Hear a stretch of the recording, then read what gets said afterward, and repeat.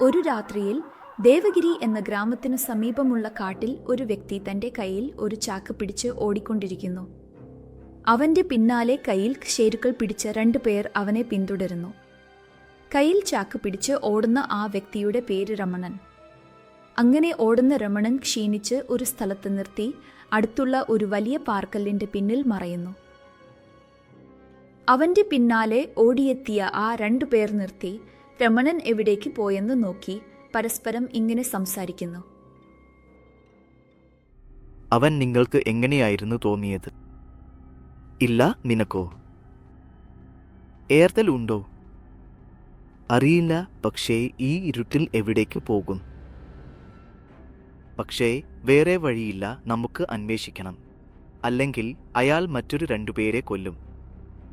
അതെ, നീ പറഞ്ഞത് ശരിയാണ്. പക്ഷേ ആ കാര്യം അറിയാമായിരുന്നാലും നാം ഇങ്ങനെ ചെയ്തിരുന്നോ? അത് എനിക്ക് അറിയില്ല. പക്ഷേ ആ ചാക്കിൽ എന്താണ് ഉള്ളതെന്ന് നീ പറയൂ. അയാൾ അവരെ കൊല്ലാൻ പോലും തയ്യാറായി. അതായത് ആ ചാക്കിൽ എന്തോ വളരെ വിലപ്പെട്ടതായിരിക്കണം. നമുക്ക് എന്തിനായാലും ആദ്യം പോയി അവൻ എവിടേക്ക് ഓടിപ്പോയെന്ന് കണ്ടെത്താം. ഇപ്പോൾ അർദ്ധരാത്രി സമയമാണ്. എന്തെങ്കിലും മൃഗം വന്ന് നമ്മളെ ആക്രമിച്ചാൽ നമുക്ക് അതിനെ നേരിടേണ്ടിവരും. ഈ രമണകാർ ചെയ്ത കാര്യങ്ങൾ കാരണം മരണം വരവായി. വേഗം അവൻ വളരെ ദൂരം ഓടിയിരിക്കില്ല. അതെ, വേഗത്തിൽ ഭദ്രവനെ എങ്ങനെയെങ്കിലും ഇന്ന് പിടിച്ച് അദ്ദേഹത്തിന് മുന്നിൽ കൊണ്ടുവരണം എന്ന് കരുതി ആ 2 ആളുകളും അങ്ങനെ ഓടിക്കൊണ്ട് മുന്നോട്ടു പോകുന്നു. ഇതെല്ലാം റായ് പിന്നിൽ നിന്ന് മറഞ്ഞു നോക്കിക്കൊണ്ടിരിക്കുന്ന രമണ. അവർ പോയതിനു ശേഷം പതുക്കെ പുറത്തേക്ക് വന്ന് അവർ പോയ ദിശയിലേക്ക് അല്ലാതെ മറ്റൊരു ഗ്രാമത്തിലേക്ക് ഓടുന്നു. അങ്ങനെ പോകുമ്പോൾ ഒരു ഗ്രാമം കാണുന്നു.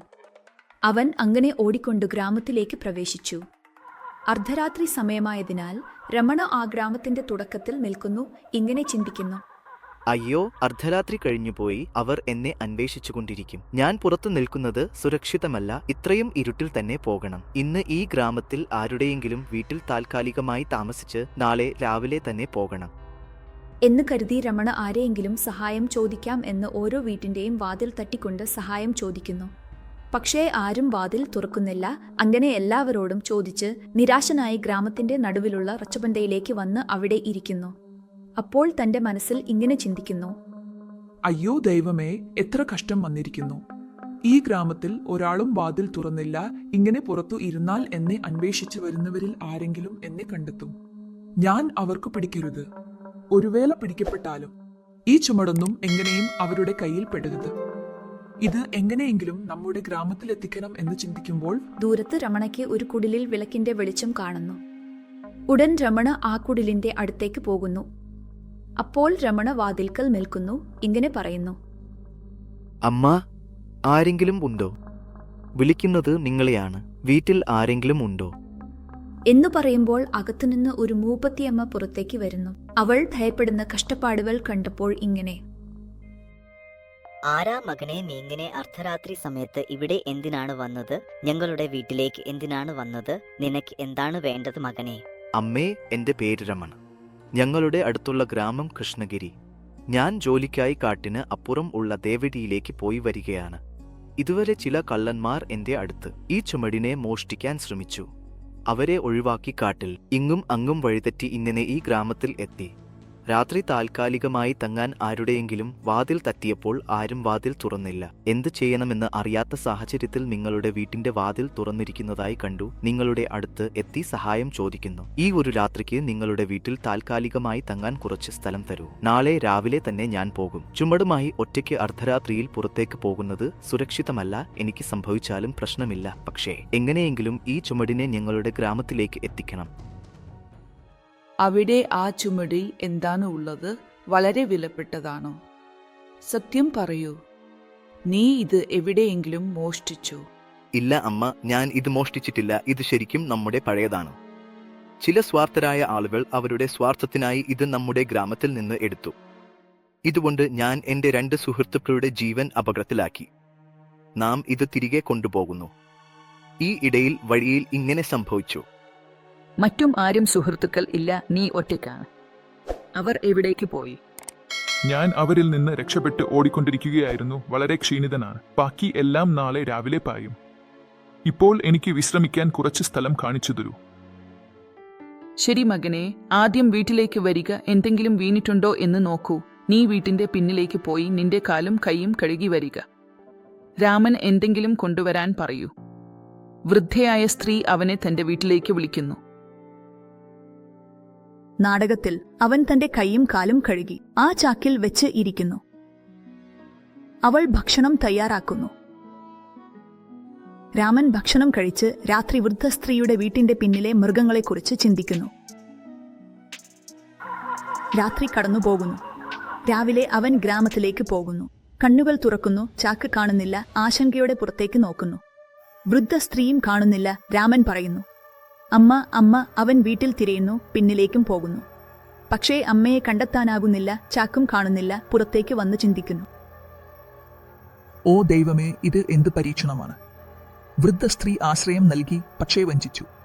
അവൻ വായു എന്ന് വിളിച്ചുകൊണ്ട് മുഴുവൻ വീട്ടിലും പ്രകാശം പകരുന്നു. അവൻ വീട്ടിന്റെ പിന്നിലേക്കും പോയി നോക്കുന്നു. പക്ഷേ അവന്റെ അജ്ജിയെ കാണാനില്ല. അവൻ എവിടെയും കാണുന്നില്ല. അവൻ വന്ന വഴിയിലൂടെ പുറത്തേക്ക് വരുന്നു. ഇനി എന്തു ചെയ്യണമെന്ന് അവന് മനസ്സിലാകുന്നില്ല. അവൻ സ്വയം ചിന്തിക്കുന്നു, ഇത് എന്ത് പരീക്ഷണമാണ്! നീ എനിക്ക് ആശ്രയം നൽകി എത്ര വഞ്ചിച്ചുവോ അത്രയും വൃദ്ധനെയും വഞ്ചിച്ചു. ഇന്നലെ അവൻ എന്നോട് ആഴത്തിലുള്ള പരിശോധനാ ചോദ്യങ്ങൾ ചോദിച്ചപ്പോൾ എനിക്ക് സംശയം തോന്നി. പക്ഷേ ആ വൃദ്ധ സ്ത്രീക്ക് ആ പാക്കിൽ എന്താണ് ഉള്ളതെന്ന് അറിയില്ല. അതിനെ എങ്ങനെ ഉപയോഗിക്കണമെന്ന് അറിയില്ല. ആർക്കും വിറ്റിട്ടില്ല. പിന്നെ ആ വൃദ്ധ സ്ത്രീ ആ ചീലയുമായി പോയി. രാമൻ ഇങ്ങനെ ചിന്തിക്കുമ്പോൾ വൃദ്ധ സ്ത്രീ ഒരു പാത്രത്തിൽ വെള്ളം എടുത്ത് തന്റെ വീട്ടിലേക്ക് വരുന്നു. അവൾ രമണിനെ ഭയന്നിരിക്കുന്നതായി കണ്ടു. വെള്ളത്തിന്റെ പാത്രം ഒരു വശത്ത് വെച്ച് അവന്റെ അടുത്തേക്ക് വന്ന് ചോദിക്കുന്നു, എന്താണ് സംഭവിച്ചത്? മകനെ, നീ ചീലയുമായി പോയി എന്ന് ചിന്തിച്ചു, അതുകൊണ്ട് ഭയന്നോ? നിന്റെ ചീലയൊന്നും എവിടെയും പോയിട്ടില്ല. അത് സുരക്ഷിതമായി എന്റെ അടുത്താണ്. ഒരു കാര്യമാണ് പറയേണ്ടത്.